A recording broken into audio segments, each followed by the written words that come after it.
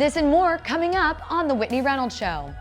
My goal is to have more female coaches because I feel that's my space. That's what I'm meant to be here, is to grow women in sports, but most importantly, build a platform for female coaches to be at that coaching level. We all know that music provides so much emotional connection, but just to be able to provide something that allows patients to take their mind off of what's happening in that moment, we feel is really critical. We tend to overthink serving, and it's very simple. The answer that I got was, go do what you love to do more than anything and do it for free to help people that are trying to change their lives.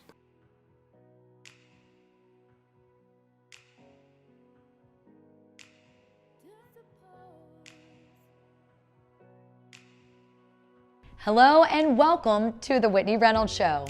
Today we get to hear from people who have impacted their community, yet under the radar. They don't do it for the recognition. They are truly unsung heroes. Here we believe your story matters. I think the resilience started like when my family said, this is really bad. Right? When you wake up, you have to keep going. I was that story, the one that needed a safe space. The key to success is taking risks. So we created it. Everybody fails, everybody takes that one big hit. What's important is standing back up and keep going. You are watching The Whitney Reynolds Show. Be careful.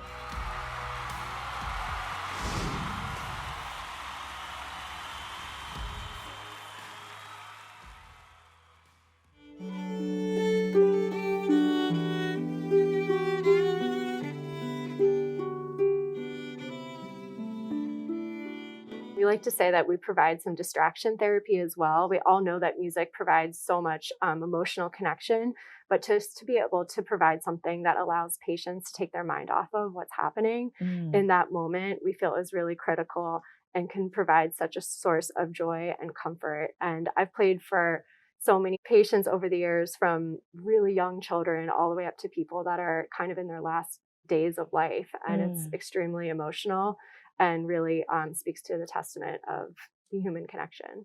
Finding out about what you're doing just was mind-blowing on so many levels, to say, hey, I have this talent and I want to gift it to the world. How did you start this all up? So our organization was founded in 2012 by Allegra Montanari, and she really decided that she wanted to give back with her musical talent. She was an excellent cello player and didn't want to go the traditional route of going into a symphony. So she started this essentially student club that has turned into a nonprofit that's been in service for over 10 years. We have over 100 volunteer musicians from around the city, ranging from pre-professional to professional. We have a number of different genres that we specialize in. So we have a lot of classically trained musicians. We have some opera singers. We have some musicians that play in the opera. We also have folk artists like myself.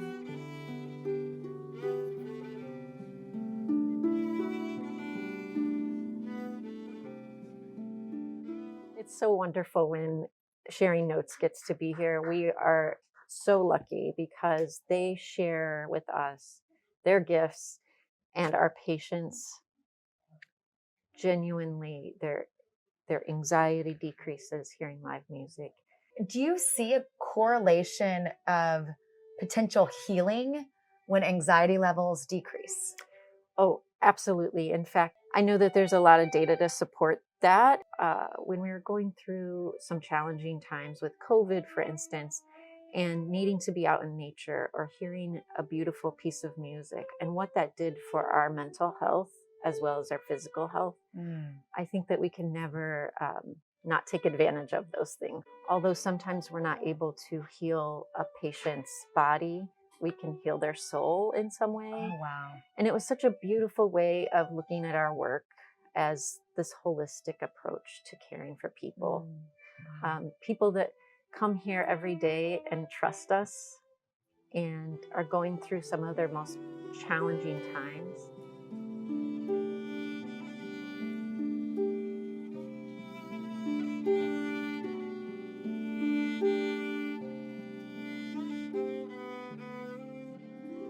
What kind of cancer do you have? Do you mind sharing? It's called cholangiocarcinoma. It sounds like a lovely name, doesn't it? You know what? It's the first time It sounds I've kind heard of that. Italian. It's like, yeah.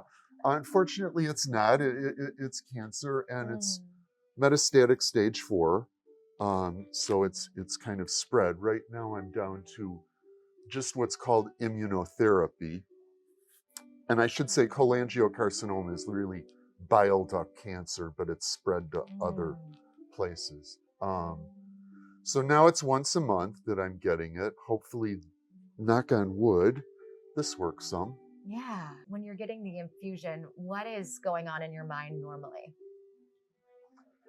You know, there's just a lot of thoughts going through. There's thoughts of hope and enjoyment, but there's also thought of what if this doesn't work. So having something like this is just, it's marvelous. It really lifts the spirits because you really do go through a lot of emotions, and this just sort of helps. It's very uplifting, and that's, I think, people like us here need it, and probably the staff too. Yeah, it's twofold. You know, because they're putting up with a lot of stuff. Yes, And, yes. you know, helping us through it. Because they're really angels here.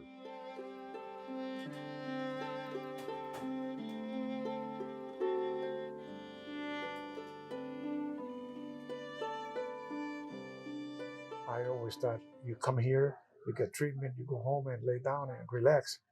But, you know, once I hear music, it just relaxes me even more. It means a lot because you find people that care and that really, not really that care, but they meant to help you for real, you know? People here, I found them like my family, like really close family, you know? They're uplift my spirit all the time I come.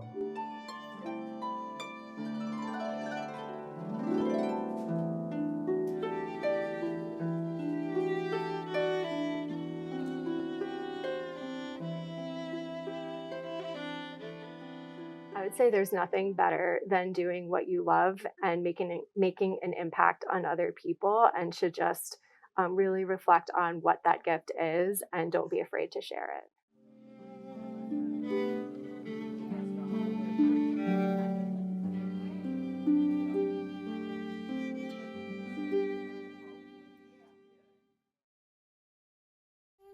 Now to a woman who is helping girls win on and off the field. Well, I am honored to have this change maker in the studio. Juliana, welcome. Oh, thank you for having me. I'm so happy to be here today. Thank you. We were talking about everything you have done for women in sports and girls in sports. Yes. When did you get a vision to say, hey, you know what, I'm gonna pave this new trail?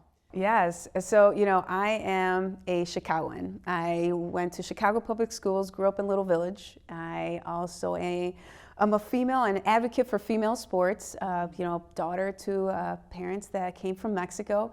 And to be completely honest with you, I am truly blessed to be here with you, telling you this beautiful story, because that's kind of what's been driving me. I've always had male coaches when I played sports. Soccer was the sport that I played.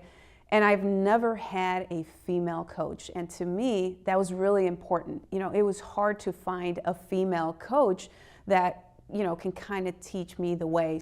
And to me, it was always a dream, and something that I always wanted to fight for is for girls to see mentors like ourselves, you and I, because you're doing amazing things too. I mean, this is exactly meeting other females just like yourself is so exciting to see that leadership role, because our girls need to see that. Juliana Salvana grew up in an immigrant household. Her love for sports came at a young age, and this passion guided her professional path. She played soccer in college and earned a master's degree in sports administration. She later moved to Chicago Public Schools.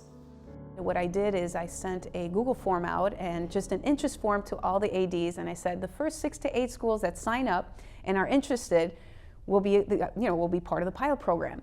I had 26 athletic directors that filled out the interest form. Out of the 26, 21 stayed, but the additional 5 schools came year 2. So we started our pilot program with 21 schools. Wow. And it was amazing. It was amazing. We started with a coaching clinic. Women coaches?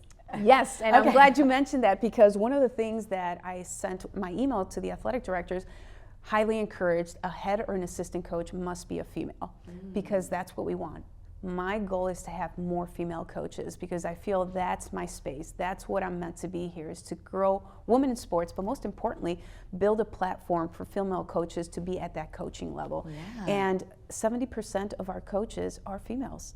Coming into year 3, we have 109 schools, about 2,500 girls participating in our program. When I was reading your story and what you have developed, I mean, it's huge. Yes. And I love that women and girls, and they're getting behind a sports that is very male dominated. It is, and that's exciting to see. So, you know, you think about, go back to your high school days. When did you actually have the opportunity to play football?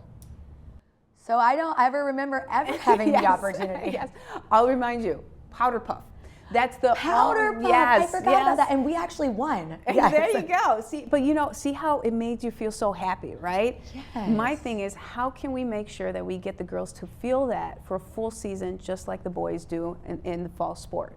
And guess what? They have a league of their own. I'm going to have my own homecoming game, and I'm going to have a season, and I'm going to play football. And that's really what it's about. And to me, I want to see those smiling faces.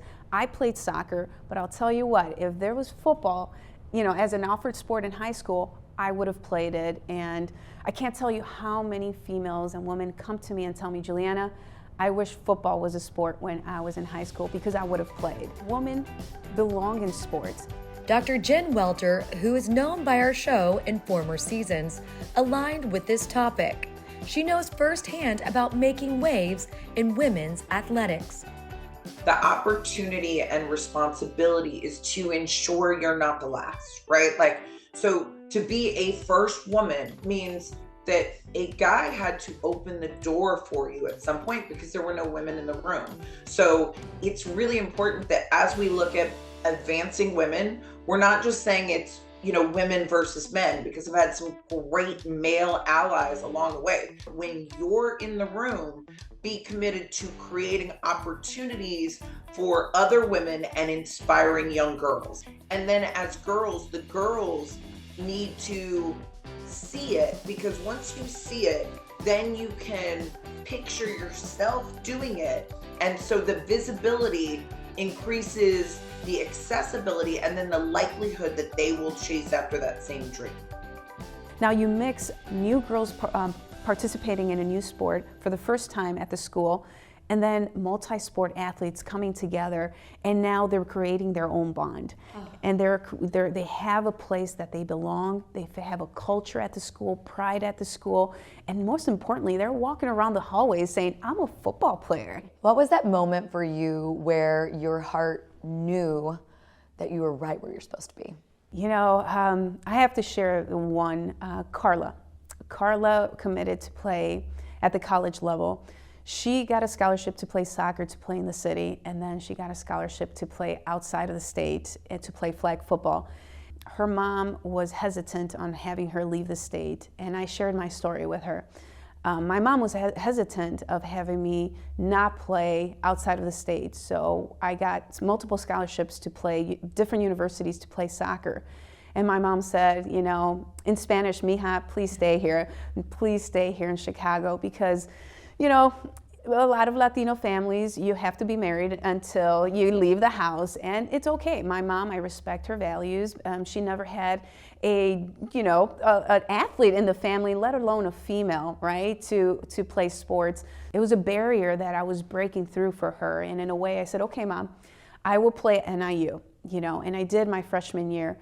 And it's not that it wasn't for me, but I felt like I wanted to go somewhere else. And my last 3 years, I played soccer in Louisiana. And my mom, you know, she was heartbroken. She sees what I've gone through and how I've been advocating for female sports. And most importantly, speaking to Carla's mom, right? And I get a little emotional. I can tell, yes. That's how I'm in the place that I am now. And I hope that there's girls out there listening to this, because this is what it's about. This is the dreams that you put out there in your mind and you set them, they'll come true. You know, they really will. Thank you so much. Thank you. Juliana went on to win the Chicago Bears Changemaker Award. And that student that she referenced earlier was in the room when she received it.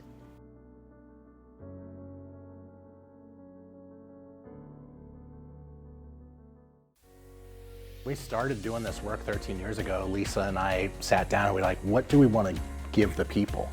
And we wanted to give them a different experience. You know, tattoo shops usually are dark, real heavy, hardcore music and, you know, stuff on the TVs you don't necessarily want to see and stuff like that. And clean, comfortable, chill environment to come and get work done. You also give them a little bit more. Yeah. You call this a ministry. It is 100% a ministry, yeah.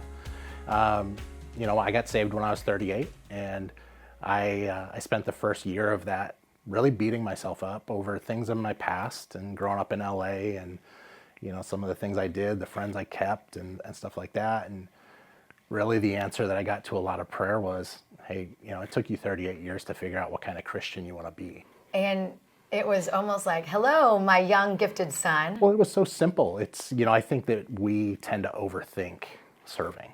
And it's very simple. The answer that I got was, go do what you love to do more than anything and do it for free to help people that are trying to change their lives. And here we are 13 years later. Do it for free. Was that not scary part of the business model? Terrifying. Terrifying.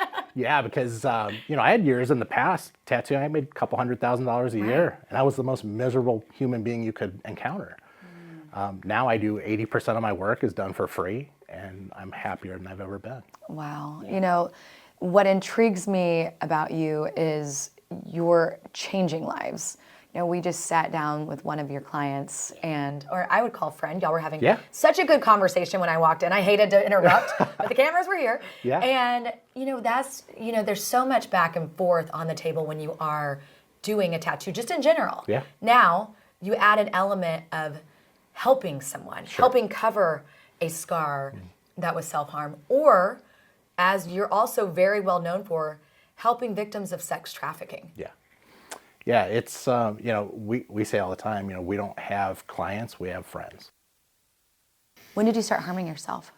Early teens. About 12 would probably be about the first time I cut myself. Just a lot of bullying in school, and then, you know, parents going through issues, separating. So, just typical child. Tell me, how did you even find out about this shop? Actually, a friend of mine. She has had a lot of her work done here. She's had her work done here. Yeah. And so you were just following him? Yes. And what did he post? He posted anybody, you know, that has any self-harm scars, gang-related tattoos, and yeah, and just said that he's willing to cover them up, and I messaged him. What made you want to trust Chris? Because I see his work, and I followed him for a long time, so I know what he does. So how can you not trust him? I call this like a miracle ink station, because not only is it blossoming beautiful things on your skin where there was once pain, but he also helps victims of sex trafficking. Yes. What is that like for you, knowing that this man does this, and for free? We were actually talking about it earlier, and he just said God like spoke to him and told him, like, this is what you should do, and he's just followed through with it. And I think it's amazing. I think it is amazing that he has gone this far, and how much he does for other people, and he doesn't ask for anything in return. When we started doing the sex trafficking tattoo cover-ups and removals, I wanted to give those survivors kind of that flag in the sand moment. That part of your life is over. You don't have to look at that constant visual reminder on your neck or your hands or wherever the tattoo was. And you can walk out the door as a new person, and you don't have to look back. And we started the Freedom Tree. We painted a tree on a 10-foot by 10-foot canvas, and they dipped their hand in paint and put it up on the tree to portray the leaves. And I'll tell you, it's my favorite place to pray. It's where I sit and pray when we are struggling for money to pay the bills to do this work. It's very expensive to do this work, and there's a lot of dark times in that. The reason I want to make sure we highlight this story is because it's so easy to see a sign in the bathroom on the way to a road trip and it says, "Are you being sex trafficked?" But the reality is, it's happening. Yeah, it's happening everywhere. It's happening everywhere. And these big events like the Super Bowl are highlighted quite often. Pimps and traffickers will descend on that city, and we go to do cover-ups for survivors there. But we also go to assist state, local, and federal law enforcement in finding and recovering those who are being trafficked. And when you have worked with victims of sex trafficking, or I would say survivors by the time they get to you, Yep, amen. What are the tattoos that you're covering up? Well, initially when we started it, we saw a lot of barcode tattoos. And a barcode is just a visual symbol of, hey, you're a piece of product. You're not even a human being. I could buy, sell, trade, or throw you away when I feel like it. But we don't see as many barcodes anymore. More of what we see are gang symbols, because gangs have become very prevalent in the world of sex trafficking. Because for years and years, their means of making money was selling drugs, right, or guns. But now they know they can go and recruit in 10, 15, 20 victims. They send them out in the morning with a quota that they have to meet, and then they just sit in the house all day and wait for the money to come back that night. That is, I mean, it's mind-blowing, but these are the kind of conversations that need to be talked about, so we understand.